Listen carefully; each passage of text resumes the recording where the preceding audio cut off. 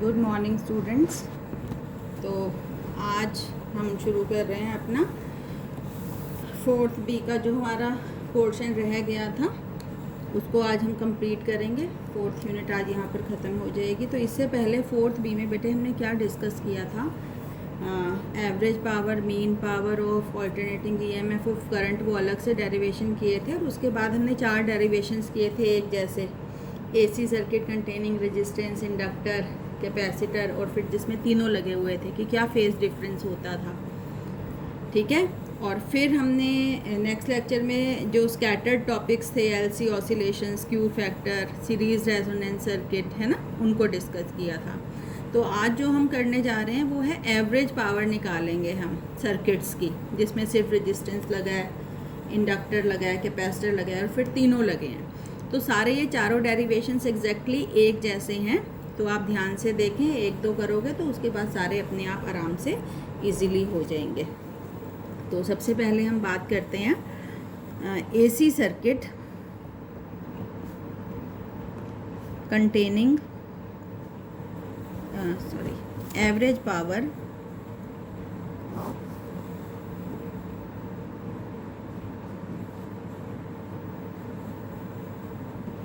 associated with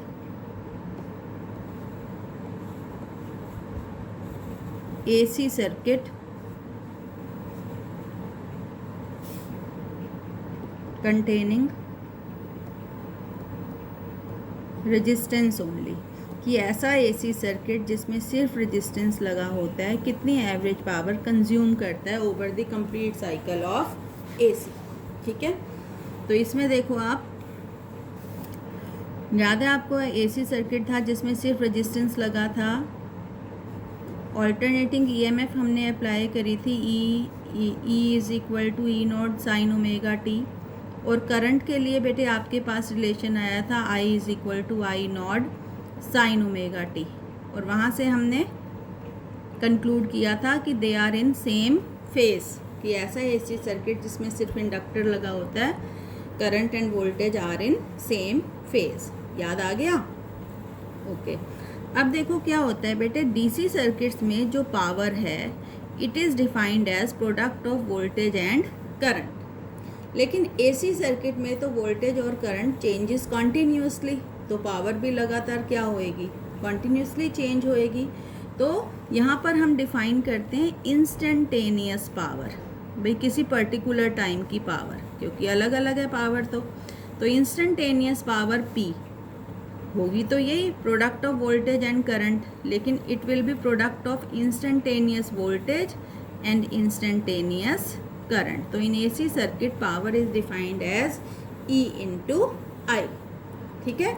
और यहाँ पर E क्या है आपका, रेजिस्टेंस के केस में E not sine omega T, और I क्या है आपका I not sine omega t. ठीक है। अब देखो, सपोज वी अज्यूम कि this power remains constant for a small time dt। If we assume, देखो ये सब में, ये चारों डेरिवेशंस में ये शुरू वाला पार्ट बिल्कुल एक जैसा है, तो ध्यान से समझ लो। आगे 3 डेरिवेशंस में मैं फिर जहाँ से डिफरेंट है वहाँ से शुरू करूँगी डेरिवेशन। तो if we assume this power remains constant for small time dt, तो ऐसा करने में मुझे कितना काम करना पड़ेगा?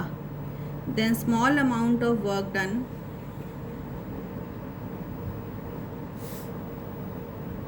इन डूइंग सो, है ना।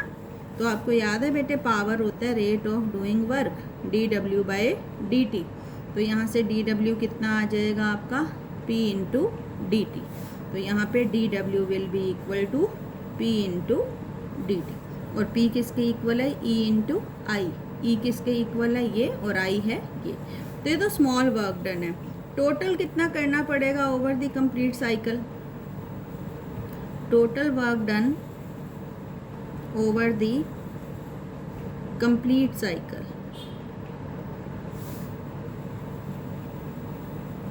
क्या करें? इसको इंटीग्रेट करें। और कंप्लीट साइकिल कहाँ से कहाँ पहुँचता है? 0 से t, याद है ना, ये एसी की वेव फॉर्म है।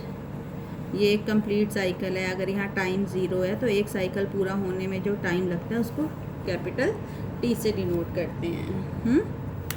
तो इट विल बी dw कितना है आपका pdt 0 से t, और p है आपका e इंटू आई इंटू डी टी 0 से t। अब आगे के जो तीनों डेरिवेशंस हैं मैं यहाँ से शुरू करूँगी कि जो वर्क डन किया जाता है पावर को मेंटेन करने में ओवर द कंप्लीट साइकिल वो यहाँ इतना होता है। कैसे होता है वो ये डेरिवेशन है। अब फॉर रेजिस्टेंस E कितना है बेटे, E not sine omega T, तो W इज इक्वल टू 0 से t रख दो, E की जगह E not sine omega T और I की जगह I not sine omega T, E not sine omega T और I not sine omega T into D T. अब इसमें से E not I naught constant है, बाहर ले लो, 0 से t sine omega T sine square omega T है ना इंटू डी टी। अब याद है आपको इंटीग्रेशन कैसे करते हैं साइन स्क्वायर ओमेगा टी को, हम क्या लिखते हैं, पहले भी कर चुके हैं इस तरीके की integration, E not I not 0 से t 1 minus cos 2 omega T by 2, यही होता है फार्मूला होता है ना। साइन 2 थीटा किसके बराबर होता है, sorry cos 2 theta 1 minus 2 sine square theta by 2 है ना। तो यहाँ से आ जाएगा आपका, ऐसे होता है ना थीटा कॉस 2 थीटा और यहाँ पे आधा रह जाता है थीटा, तो इसको यहाँ ले जाओ 2 sine square theta 1 minus cos 2 theta और साइन स्क्वायर थीटा क्या आता है 1 माइनस कॉस 2 थीटा बाय 2। तो यहाँ पे जो थीटा है वो हमारा ओमेगा टी है ना, साइन क्या है ये ओमेगा टी है, तो साइन स्क्वायर ओमेगा टी को खोलेंगे तो ये हो जाएगा 1 minus cos 2 omega T by 2 ये रहा ओमेगा टी ये रहा, ठीक है। अब 2 को बाहर ले लो आप, W is equal to E not I naught by 2 0 से t इंटीग्रेशन हो गए, एक तो ये हो गया 1 इंटू डी टी माइनस 0 से t cos 2 omega t d T. अब इस इंटीग्रेशन की value with in these limits 0 होती है, ये आप करके देखें, ये मैंने शायद आपको पहले भी करके दिखाया था कि cos 2 ओमेगा टी 0 से t कितना आता है, 0 आता है, ठीक है। अगर नहीं किया हो तो आप मुझे बताना, मैं आपको इसको 2 मिनट का है इसको बता दूंगी, ठीक। अब 1 इंटू डी टी, मतलब डी टी को अगर हम इंटीग्रेट करें तो t आएगा, E not I naught by 2 integrate किया t और लिमिट है 0 से t, और ये कर दो आप E not I naught by 2 और लिमिट पुट करोगे पहले t की जगह t माइनस 0, तो फाइनली क्या आया हमारे पास, वर्क डन आया E not I naught by 2 into T. This is the work done to maintain the power over the complete cycle, ये वर्क आया है और हमने क्या निकालना है, we have to calculate the average power, क्या निकालनी है हमने, एवरेज पावर।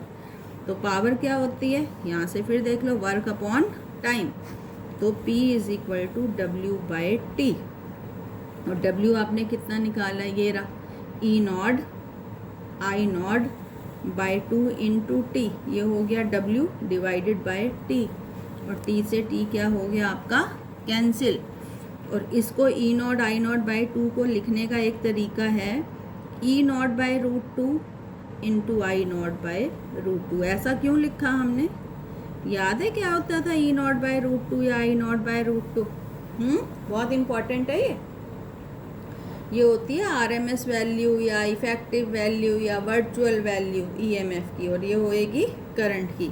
तो P is defined as product of virtual value, virtual EMF and virtual current.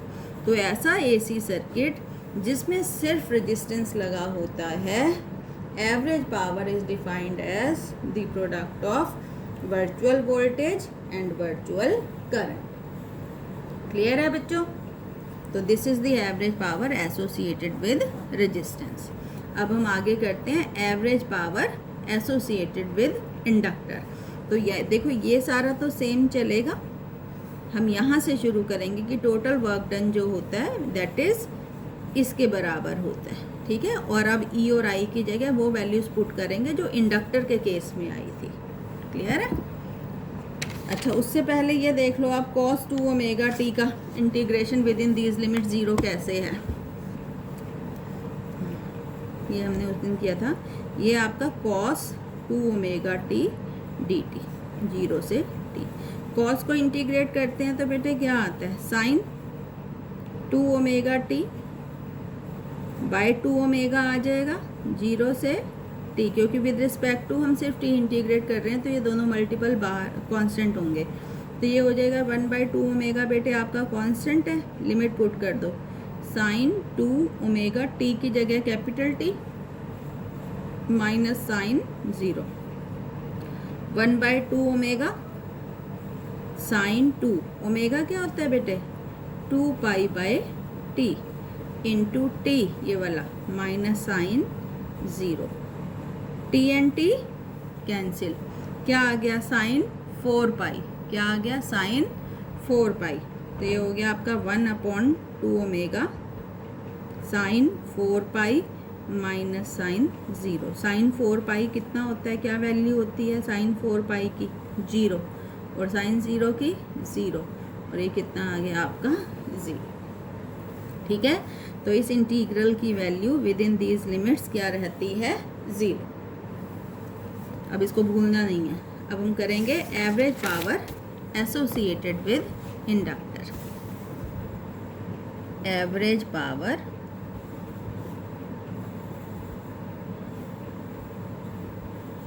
Associated with inductor.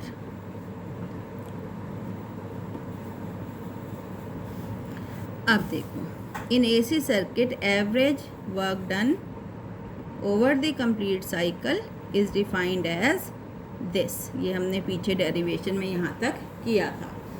अब इंडक्टर में क्या होता है, इंडक्टर के अक्रॉस जब हम एसी अप्लाई करते हैं तो पहले तो current in it goes from 0 to maximum, और फिर मैक्सिमम से दोबारा कहाँ जाता है 0, फिर 0 से मैक्सिमम एंड सो ऑन। तो जितनी भी एनर्जी ली जाती है सोर्स से during building up of current, source को वापस कर दी जाती है ड्यूरिंग डिके ऑफ करंट। तो एवरेज वर्क डन क्या रहता है 0, क्या रहता है 0। तो मैथमेटिकली इस चीज़ को प्रूव करने के लिए हम क्या करेंगे कि इन केस ऑफ इंडक्टर ई कितना आया था आप लोगों को याद है, फेज रिलेशनशिप जब हमने निकाली थी तो ई तो था हमारा ई नॉट साइन ओमेगा टी, और जब आई के लिए इक्वेशन बनाई थी तो वो ये आई थी minus I not cos omega T. फिर मैंने कॉस को अलग से लिखा था साइन π/2 माइनस ओमेगा टी, फिर इस माइनस को अंदर करके किया था, है ना। तो लेकिन बेसिकली वो ये आई थी।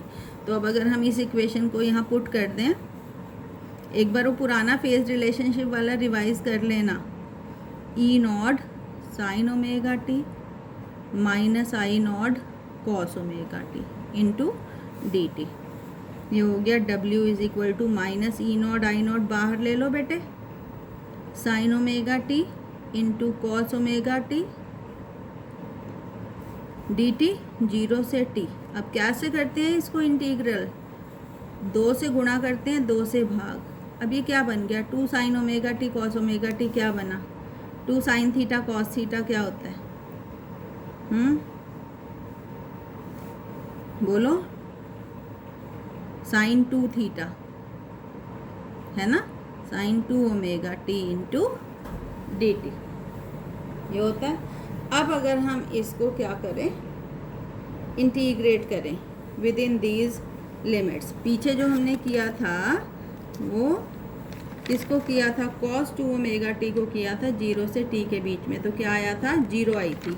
यहाँ भी विद इन दीज लिमिट्स अगर हम इसको इंटीग्रेट करें तो वैल्यू 0 आती है। आप सीधे लिख सकते हो, यहाँ पे आपको करके दिखाने की ज़रूरत नहीं है, मैं आपको एक बार करके बता दूंगी यहाँ पर। तो एवरेज वर्क डन क्या रहता है? 0।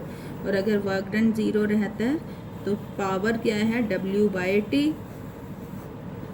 तो एवरेज पावर भी क्या आएगी आपकी? 0 आएगी।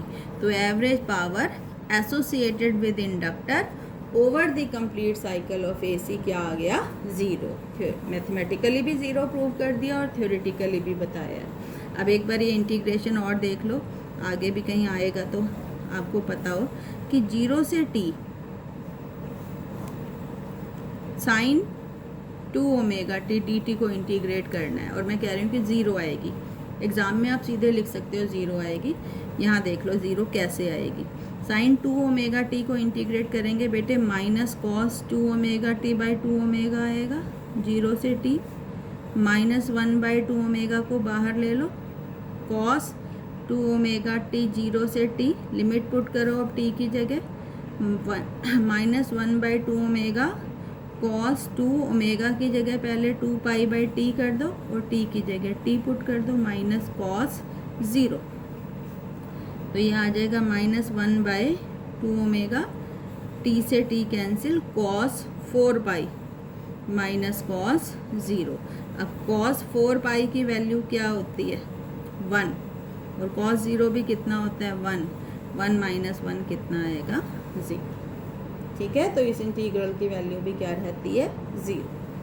तो क्लियर है बच्चों कि कोई पावर खर्च नहीं होती। Average power associated with inductor is 0 over the complete cycle of AC। इसीलिए जो करंट इंडक्टर से गुजरता है उसको हम कहते हैं वॉटलेस करंट।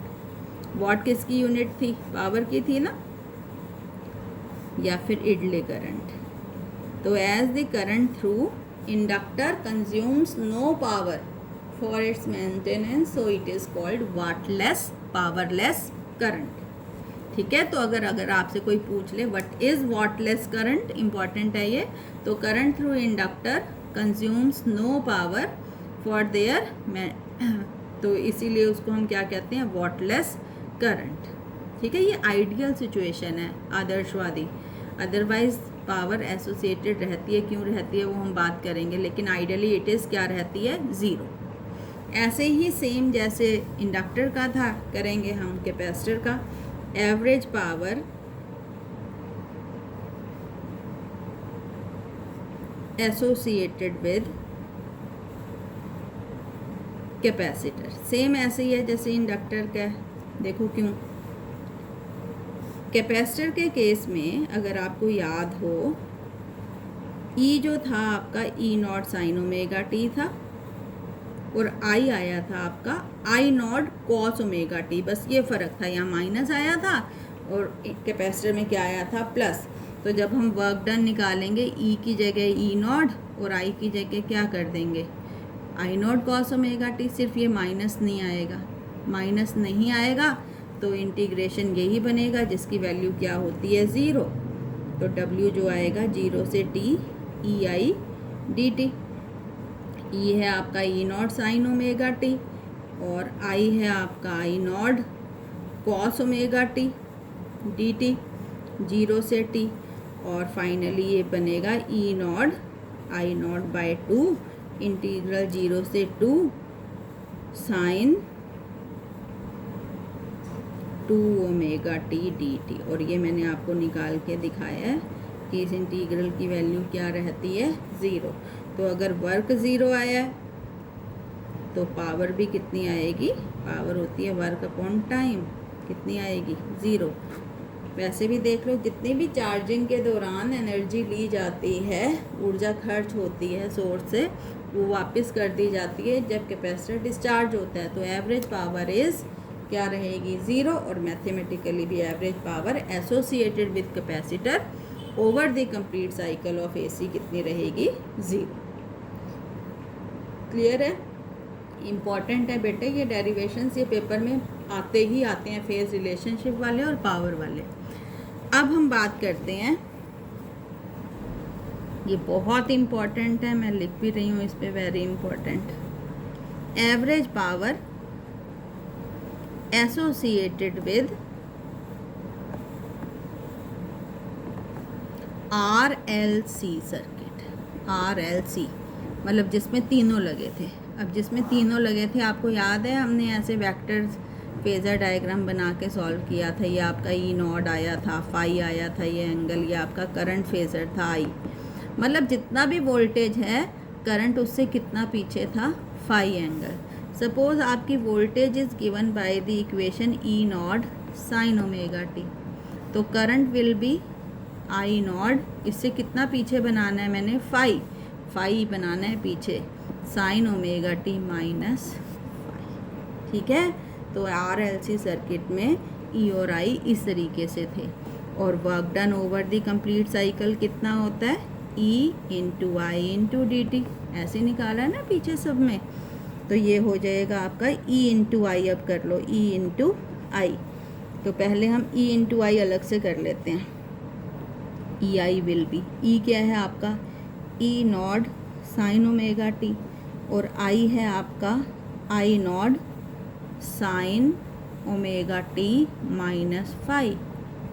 अब आप इसको खोल लो sine C minus sine D की तरह, और ई नॉड आई नॉड को बाहर ले लो, ई nought I nought sine omega T ये वाला हो गया, और इसको खोलो साइन ए कॉस बी है ना, minus cos A sine B, ऐसे ही खुलता है ना। और जब आप ये खोलोगे पूरा तो ये ई नॉड आई नॉड तो दोनों के साथ है, E nought I nought sine square omega T into cos pi, है ना, पावर निकाल रहे हैं हम, सॉरी वर्क होता है ई आई इंटू डी टी, तो ये आपका ई आई आ गया है ना, और इंटीग्रेशन होता है 0 से t minus E nought I nought sine omega T into cos omega T into sine phi. ये तो आ गया आपका E इंटू आई का प्रोडक्ट और इंटू डी टी। अब इसको करना है इंटीग्रेशन। पहले इसको देखो, साइन स्क्वायर ओमेगा टी को हम कैसे लिखेंगे, अलग अलग कर लेते हैं इसको। ई नॉट आई नॉट को बाहर लो, 0 से t साइन स्क्वायर ओमेगा, अच्छा कॉस फाई को भी बाहर ले लो, into cos phi, sine square omega t को 1 minus cos 2 omega T by 2 into D t minus, अब इसको ले लो, इसमें भी ई नॉट आई नॉट बाहर ले लो, साइन फाई बाहर ले लो, 0 से t sine omega T cos omega T into D T. इसके लिए 2 से गुणा और 2 से भाग करना पड़ेगा इस इंटीग्रल के लिए, ठीक है। और ये हो जाएगा आपका W E not I not cos phi, ये वाला कॉस फाई बाई 2 बाहर ले लो इसको, ये आ जाएगा आपका 0 से t 1 into D t minus cos 2 omega T cos 2 omega t d t 0 से t, ठीक है। ये वाले हो गए। यहाँ पे आप ले लो minus E not I not sine phi by 2, ये बाहर आ गया, और ये 2 sine theta cos theta sine 2 theta 0 से t sine 2 omega t d t. अभी पीछे आपको प्रूव किया है कि ये वाला इंटीग्रल भी 0 से t 0 होता है, और ये वाला इंटीग्रल भी 0 से t क्या होता है, इसकी वैल्यू भी क्या आती है 0। तो ये 0 हो गया, ये भी 0 हो गया, रह गया सिर्फ ये। तो आपका आ गया W is equal to E not I not cos phi by 2, और 1 इंटू डी टी को इंटीग्रेट करेंगे तो t 0 से t, और लिमिट अगर हम पुट कर दें तो E not I not cos phi by 2 t minus 0, मतलब वर्क डन आ गया over the complete cycle E not I not cos phi by 2 into T. ये आया अभी वर्क डन। हमने निकालनी है average power over the complete cycle, तो average power over the complete cycle होती है आपकी W/T। आसान है डेरिवेशंस, कुछ भी नहीं है। और 5 ये तो 5 नंबर में ही आता है ये वाला, तो बहुत बार into T divided by T, T and T cancel. और इसको हम थोड़ा सा रीअरेंज करके लिख रहे हैं। इस 2 को E0/√2 डाल दो, √2 इसके साथ कर दो, I0/√2 गुणा में cos phi, ये रहा। अब E0/√2 अभी बताया था आपको पीछे क्या था, वर्चुअल EMF, और ये होता है आपका वर्चुअल करंट, और ये होता है आपका cos phi। तो average power associated with RLC circuit is the product of virtual voltage, virtual current and cos of the phase difference angle phi between current and voltage। ठीक है, तो P is equal to EV IV cos phi। RLC circuit में this is the average power associated. बहुत important है, जरा सा derivation है, कोई ज़्यादा नहीं है, और 5 मार्क्स में आ जाता है, तो इसको ध्यान से करना है। अब इसमें एक छोटा सा टॉपिक है कि व्हाट इज पावर फैक्टर। ठीक है, power factor of RLC circuit. तो RLC सर्किट में अभी हमने देखा कि power is defined as EV IV into cos phi। बेटे यहाँ पर जो P है इसको हम कहते हैं ट्रू पावर। क्या कहते हैं इसको? True power. ये जो प्रोडक्ट है EV IV का, इसको हम कहते हैं वर्चुअल पावर या अपेरेंट पावर। वर्चुअल पावर या फिर अपेरेंट पावर। और cos phi को कहते हैं पावर फैक्टर। क्या कहते हैं? Power factor. तो पावर फैक्टर को हमने डिफाइन करना है, तो यहाँ पे देख लो cos phi क्या आ गया आपका, P/EV IV। ठीक है, मतलब power factor is defined as true power बटे अपेरेंट पावर या वर्चुअल पावर। अपेरेंट पावर या फिर वर्चुअल पावर। ठीक है, और अगर आपको याद हो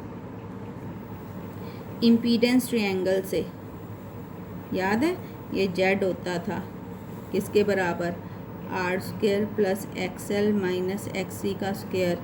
ये था आपका R और ये था आपका XL माइनस XC और ये था फाई।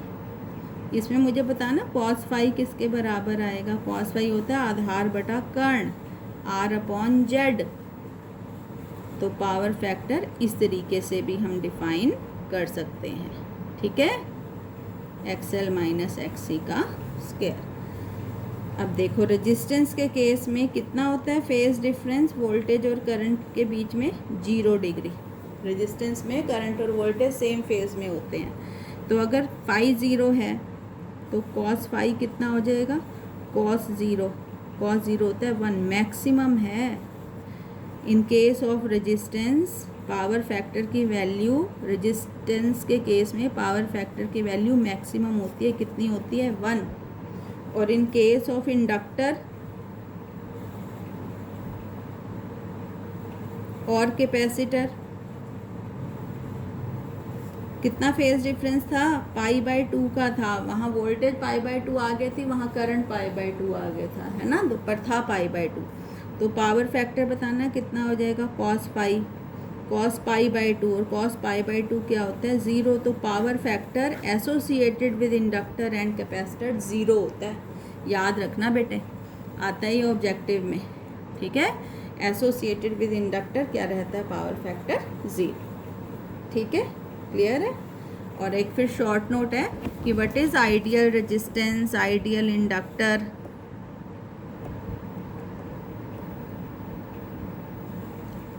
मतलब यहाँ पर ये जो 4th यूनिट है आपकी ख़त्म हो गई।